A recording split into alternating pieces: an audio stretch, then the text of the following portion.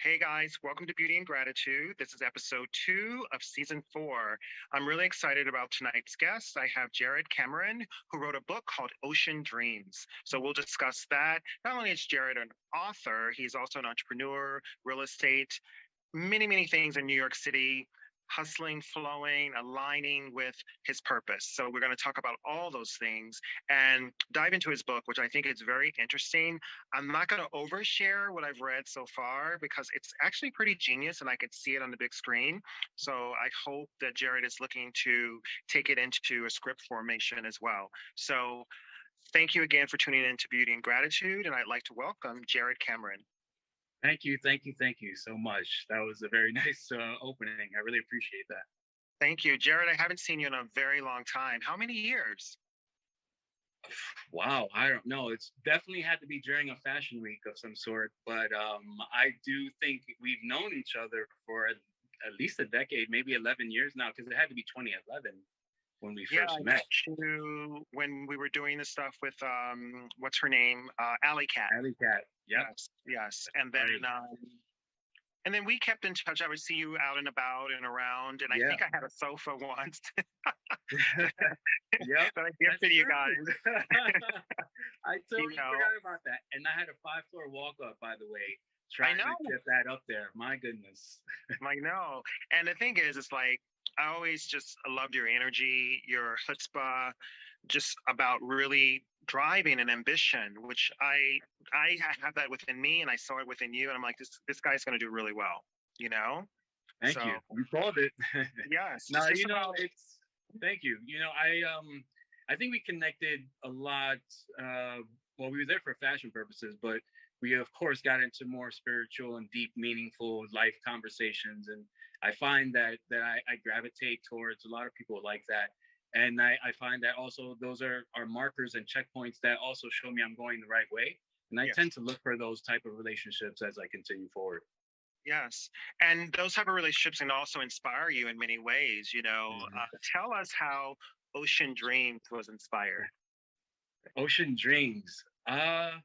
So I was in the process of trying to figure out, maybe 3-4 years ago, maybe even just over time, what I wanted to write. And at first I thought I was going to do poetry and that was it. And I decided to link up with this Mongolian haute couture illustrator once I offered her the opportunity to draw some illustrations for the poetry that I would write. And I said, hey, how about I write poetry to each one of your illustrations? You give me X amount, whatever you want, and I'll write poetry to it and we can make it a book.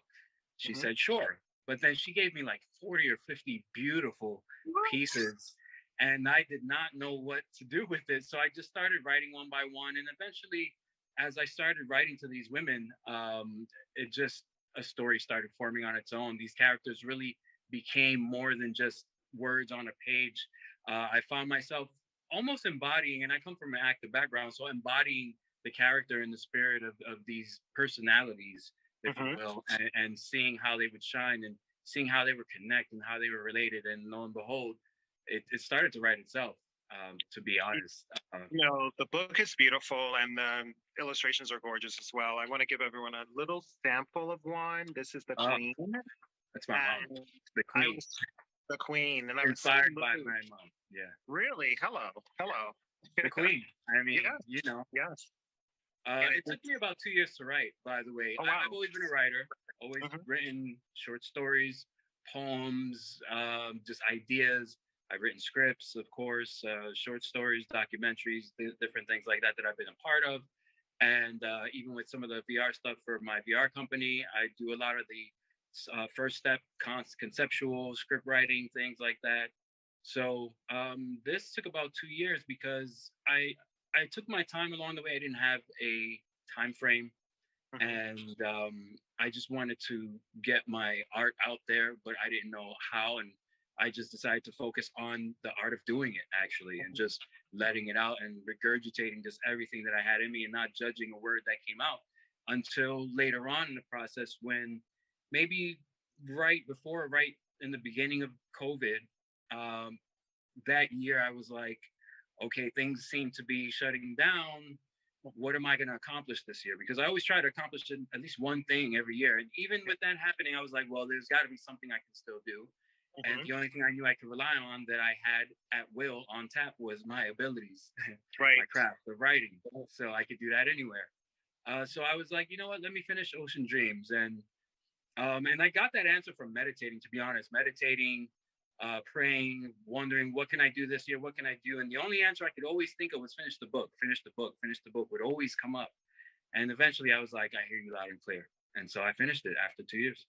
Wow. And COVID was a pivotal point for a lot of people. I think, especially creatives, they leaned into what they know and what they love, which I think is Mm-hmm. amazing. You know, I want to talk about the character of Kyle. Kyle Green, I believe, Yeah. is the lead character in your book. Is he you in many ways? I I do believe he's me. I think he's a little of all of us. Yes. I find that a lot of, from what I've heard, people relate to all different kinds of aspects of what he's went through, what he thinks about life, about things that happened to him. Some of the thoughts like, why do bad things happen to good people, and why is this happening to me, and what can I do about it? Is there anything I can do about it? Is it even worth it? Should I treat people fairly based on what's happened to me, or should I just treat them like they treat me? So I feel like, yeah, especially growing up in New York City, it's a tough, fast city. So I was born and raised here, and I had to learn quickly how to adapt and Yeah. how to just synergize and become a part of that city, but also in a positive light, contributing rather than taking away from it. And Kyle is a good example of where we are before we know who we want to be. Mm, Even though we may know we want to be somewhere better than where we are, but we just yeah. don't know how to get there. And Yeah. being free and open to it. So yeah, Kyle was extremely inspiring. I started really diving into it a lot last night, and I was like, Kyle is a lot like me as well. I could see myself in him, and the moments where I've been low as far as my ambition, career, and the times I've been high, and the angels, the goddesses that have yeah, helped me, who yeah. happen to look a lot like your characters. One's a redhead, Wow. one is Asian. So I think it's interesting that we encounter these muses in our lives Mhm. to level us up. It could be our mothers, of course, and fathers, but also just people that are drawn to us who see the potential. Yeah, definitely. In my life, a lot of the women that raised me, my grandmother, my aunts, my mom, my godmother, there was a lot of them, and it was mostly women. And I learned really to cherish them, and really that what it meant to, as a guy, what it meant to learn how to nurture, especially getting that feminine voice and that feminine aspect, to add to who I already was. I felt like there was a lot of strong voices, strong female voices in my life, and I just wanted to give back to them. Hmm. Finding those feminine voices to nurture, that's a good point. I think a lot of men need that, Yeah, yeah, and, straight ones, gay ones, it doesn't matter. I think all of us have to tap into our feminine energy, to definitely. understand and write from a perspective of a female character, which is there's a lot of female characters in your book as well. Yeah. Like I said, I'm not going to tell people too much about it because I want them to really pick it up. Who is your illustrator again? Who is the person that illustrated? Zoljagal and Bold. She's Mongolian. I think right now she's in Australia, but she's a haute couture illustrator. She's on YouTube. She's won awards from YouTube actually, and she teaches people how to draw on her page, and she's really popular. She's amazing though. This is just the tip of the iceberg of her work. So if you get a Mm, chance to check it out, definitely check her out on Instagram. But yeah, she's amazing. I definitely will. And I wanted to talk about a quote: masters to ourselves, service to all. Tell me Yes. about that. Well, I think that plays into a little bit of you can't love others until you love yourself. True. And I think that's also the same for you can't help others until you help yourself. And so there's a lot of that reciprocal action going on there. And that's why I think that if you can learn to master yourself in different aspects, such as discipline, ambition, manifestation, then you can also become a servant to the world and pay it forward. That's very true. There were some great quotes throughout the book that I resonated with me because I try, like, not try, I do every morning 10 to 20 things that I'm grateful for. I write them down, top of Yeah. the head, as soon as I wake up before I do anything. Yeah. Pick up the cell phone. Well, some mornings I pick up the cell phone first, but I lean into it and I write them down quickly, and it taps me in. It focuses me, you know. Mhm. And then I think about quotes. Like, I'm sure I'll put this in my journal as well. This quote, because it just reminds me to keep momentum and positivity. You know. Yeah. I definitely live by a lot of affirmations and daily quotes every day. And now it's more of my own original Mhm. ideas. So I usually write at least once or twice a day, and I do share things on Instagram to try to share what I'm feeling and what I'm thinking and what I'm meditating on, and the ideas and thoughts that I get. I share them with everyone else because I find that maybe the messages are not always just for me. That's true. And so I think they're important to me, and I hope that they're important to other people because you need these reminders. No matter how successful you get, it only takes one bad day to bring you down to reality and humble you. And you're going to Yes. need one of those quotes at that moment to Yeah, kind that's of pick true. yourself back up and remind yourself who you are. Yes, that's true. It's funny. I was talking to a friend yesterday, and he's an intuitive, a clairvoyant, if you will, and souls talk through him. Hmm. So for instance, if you're talking to him, your ancestral pool would be talking through him to you. Wow. So, long story short, as an artist, I'm in a kind of a creative, like, frustrated moment, and I was like, okay, I'm so frustrated, but I'm having this inner dialogue, and he just affirmed what I was thinking about and what my guides were telling me, which I thought was really amazing. It just shows you universally how we're all connected to the source, Definitely. you know? Definitely. I've had a similar experience when I went to Mongolia a few years ago. I saw my first shaman in person for the first time, and that's really when I believed in magic or whatever spirits, energy, whatever we want to label it as. Uh, there is some other forces at work, and I actually started to read a lot of books about that. Metaphysics and just different quantum and you name it, and just to try to get a sense of what's really going on underneath the physical. And especially since a lot of our interactions and communications with each other is through just nonverbal Energy. communication Mhm. and energy and feeling and emotion. So I felt that there was something more there that could really help me, empower me, just as I continue forward. And it actually helped me to convey how I was feeling, and I was going through a lot as well when I was writing, and it that really pushed me to start manifesting and actualizing a lot of my ideas. And That's true. JaRed, we're going to take a break. We'll be right back. Thank you very much, guys.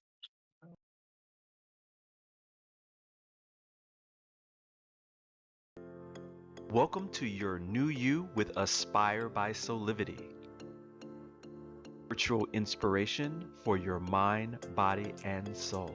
With the help of at-home experts and celebrity guests, Aspire by Solivity provides tools to tap into the passion and purpose that lives within you. Find classes to educate and motivate you, from nutrition to your body and a whole lot more. So, take the leap. Start your new journey with Aspire by Solivity today. Sign up now.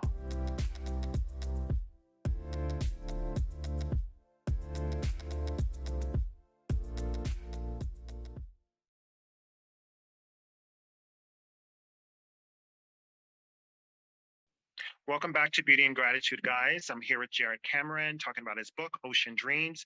JaRed, where can we find your book? You can only find it on Amazon. You can search Ocean Dreams, JaRed Cameron on Amazon, and it should pop up. That's the only book I believe that's named by that. Or you can go to my page on Instagram, JCamNY, and you can just follow the link from there on my bio. That's perfect. And I really love the book. Tell me, this show is about beauty and gratitude, and you being in fashion, the arts. I know you're surrounded by beauty. And I believe beauty comes from the inside out. I don't care Yeah. how gorgeous someone is, if you're not pleasant Yeah. or pleasant to others, it turns me off immediately. Yeah. And so tell me what you're grateful for in this life.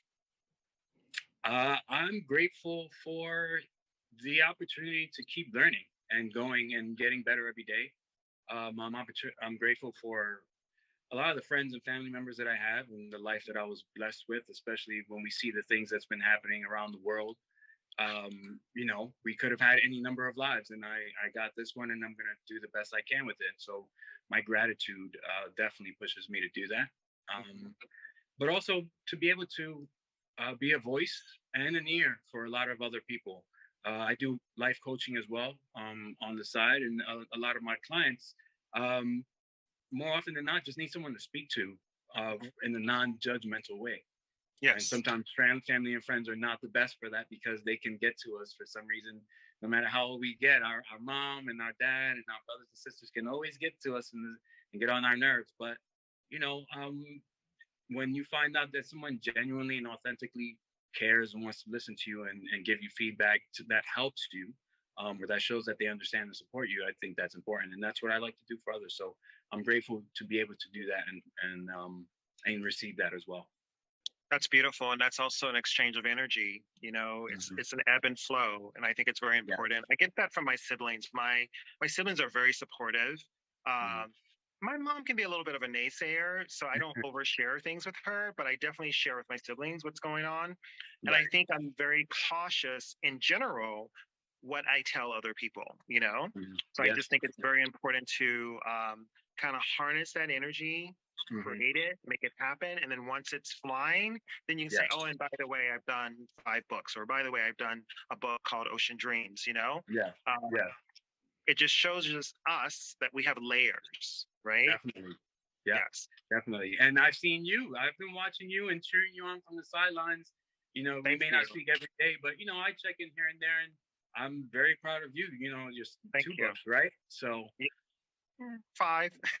5. Well, the 2 that I know, the last 2 recently that I know of, and the children's book, and it's just amazing to see that you're sharing that. And who knew when we first met? You just never know how deep someone is and what they're capable of. But when you do show that support and you do see people like ourselves that have that system, what's possible. That's true. So it's a beautiful thing. And when you talk about beauty and gratitude, I think that's really what Ocean Dreams personifies. Truth, which is the ultimate form of beauty for me, is really what the book is about, the search for that and the search for beauty. There's a lot of overt beauty and there's a lot of covert beauty. And then there's also things that you may perceive to be beautiful that aren't necessarily so beautiful. Right. So I think you discover all facets of that in the book. And gratitude is I think the number one thing that gets us through our hardest times. Yeah. If you remember in your darkest times what you're grateful for, that'll change quick what you're really saying to those lenses. Yeah, it's like playing tennis with the shadow side of yourself. The shadow will speak negativity and whatever, and you come back at it. Well, you know what? But I'm grateful for this, and I'm grateful for that. It's like hitting a tennis ball, and the shadow's like, whoa, whoa, whoa! I don't know what to do. Too much light, and it does diminish over time.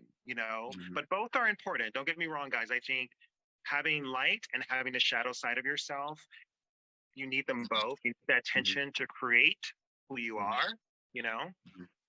A lot of the times I'm more inspired. Maybe that's just me when I'm in those tight, uncomfortable positions where I feel there's a sadness or a darkness or a wandering or a longing or because then it does remind me of the other side. And then in retrospect or in reflection, that's what creates something beautiful in terms of my art. That's where the art is born from.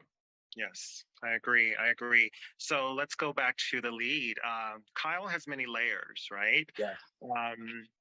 And he's understanding this new world he's in. Let's talk about that world, Landria, which is fantastical and mystical. There's a lot of magic in this realm. What inspired Landria? I wanted a place that felt like some sort of oasis, or a better version of what society or life and civilization could be. Um, a lot of what you find there is more future conscious materials, such as hemp made, a lot of hemp made stuff, Beautiful. and vegan products and things like that. And that's just because that's what I believe in myself, and that's what I try to do in my daily life. So I want to incorporate that into a future that I saw as great for people and great for the planet. It's interesting, and also being a New York native, you are, and I moved to New York when I was 18, and I lived there for a very long time, 30 years, 32 years off and on. And I saw the ebbs and flow of my own life and my friends as well. And there are often times we needed a fantasy world to go into, and those were the clubs at times. We're like, okay, Thursday, Friday, Saturday, Sunday. we're going here. We're going to lose ourselves. But I think fantasy is reality in many ways, and sometimes you need that escape and an oasis, whatever that is. It could be your home, it could be going to the islands, it could be going to the country, whatever it is. Could be the gym, could be a good book, that too. Could be video games for some people. It's really where you feel time doesn't exist, and you feel some sort of joy or something positive from what you're doing. Where you just feel some sort of fulfillment, and you feel peace and at ease. Yes. I could see Landria in Ocean Dreams being a part of your VR world, like walking into Landria. Let's talk about a little bit about virtual reality and where do you see that going? I think it's going to be a norm. I think it's going to be the new television, the new streaming, everything. I think we're going to all be plugged in if we want to be. I totally agree with you. And when I started my company with my partners, it's called NeuroStorm Studios. We started this company maybe, I don't know exactly, 5-6 years ago, maybe. And at that time, VR was really in the beginning parts of trying to figure out where they were going with it. So it was really just PlayStation. And then there was like a Oculus VR, which was like the first step. Now we have the Quest 2, which is phenomenal, and it blows everything else out of the water. And you can be anywhere at any time in this virtual world. Where is it going to go? Well, I think it's already being incorporated into a lot of industrial atmospheres. It's being incorporated within like design, manufacturing, and then that too, everything, and advertising.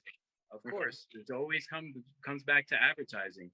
And I think that's where it's going to be really explored when they combine it with augmented reality. And the difference being virtual, you have to put the headset on and you go into this virtual digital world. But augmented reality, you can put glasses on and still see the real world, but you're getting digital information on top of it. So it could be pictures, text, images, and that's where augmented reality is going to be used for advertising in terms of on the streets and, in stores and at concerts. In hospitals, just a lot of information. I think Apple is working on something that's going to come out soon, and they may be the first to come out with augmented reality glasses that's going to be accepted in the mainstream, which Apple, everything they create becomes the norm. So whichever company is able to do that for augmented reality glasses with all kinds of information at the blink of an eye, that's going to be a game changer. And that's where it's going. But then there's robotics. You can use virtual reality and augmented reality to combine with robotics. You could use what we do at NeuroStorm. So we translate neuroscientific concepts into real world applications and experiences. And so it can be an experience like a movie or a short film or a documentary, or it can be something where one of our projects is there's people that have essential hand tremors that have had strokes or seizures or things in the past, whatever disability that causes these things. They aren't able to, let's say someone used to be able to paint magnificent paintings, but then if they get tremors, all of a sudden they can't paint anymore. But in VR, what we did was we created this proprietary software, AI, where we could then program the remotes to stabilize the shaking so that in the virtual world, they can now paint again digitally. And they can still then print these things in real life on canvas. And then now they can still sell product. So Right. we're still bridging the gap and incorporating accessibility in the beginnings of this digital world. And so that's what I always like to be a part of, just original things, original ideas, innovation, original concepts. That's really what inspires me when it comes to at the end of the day. I definitely have my eyes on it as a makeup artist, because I know how it can help and how Hmm. it can help guide beauty in many ways, especially in advertising.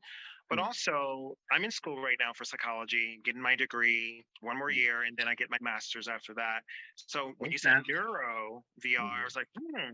So it lets me know that the neuro pathways and components of it is really good. And it can also help in psychiatry and psychology in many ways, Oh, where definitely. someone has experienced trauma to come out of that trauma using VR or augmented reality. Yeah. So thank You're you. Wow. 100% right. You're Mhm. 100% right. There's tons of studies and podcasts that you would be interested in that I'll share with you. Mhm. But they say that you can even create and retain memories faster using VR, even though it's not a real experience than in actual Mm. real life. I So can see that's that. something amazing, and they're trying to research. Well, how is that possible and why? And so that's what they're looking into. It's implanting, it's transference, psychological terms where, for instance, let's say you had a traumatic experience, and if I'm your therapist, I could say to you, well, JaRed, you experienced blah blah blah blah blah, Yeah, and I can start implanting certain thoughts in your brain, and then all of a sudden you're like, oh yeah, that did happen to me, and actually it yeah, didn't happen to you. I yep, just I'm actually adding to the trauma you already talked. I'm actually giving you more information that necessarily isn't there. And mhm, sometimes people split, into a form of psychosis, and they're like, "Oh, I have a disorder. I have multiple personalities. yeah, Because yeah, this and this happened to me, even though it may not have." yeah, So, yeah, yeah. There's many so ways. many implications, and so I think it's really beautiful, and that's why I'm a futurist, and that's why I'm an innovator, Love because that. I'm always looking to the future. And I'm a self-proclaimed Imagineer, inspired by Walt Disney, who was always looking to be a pioneer of some sort. And so that's my main focus, is contributing how I can with what I have. And what I have is my imagination and my ability to storytell. And so that's also what I push when I'm doing public speaking or things like that, especially in schools. I push storytelling and innovation and imagination, Yes, and that's STEM, amazing.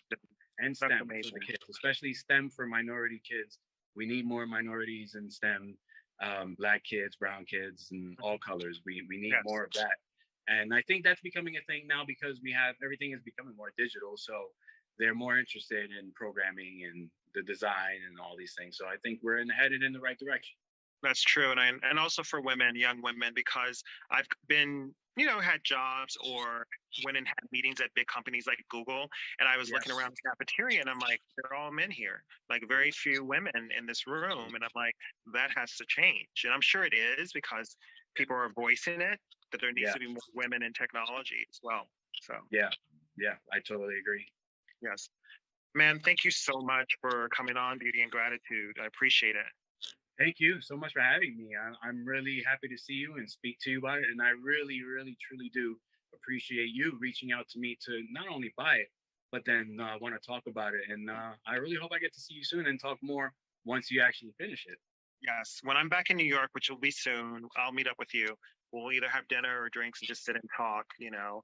I Sounds good. just know that you have always been on my radar. I never lost sight of you. So I love Thank your you. book, Ocean Thank you. Dreams, and I will finish it. I'll have a few more pages. So thank you, thank you, thank you. Thank So you. guys, I want to thank JaRed Cameron for coming on to Beauty and Gratitude, and have a wonderful weekend. And I'll see you here next week, Friday at 8 p.m.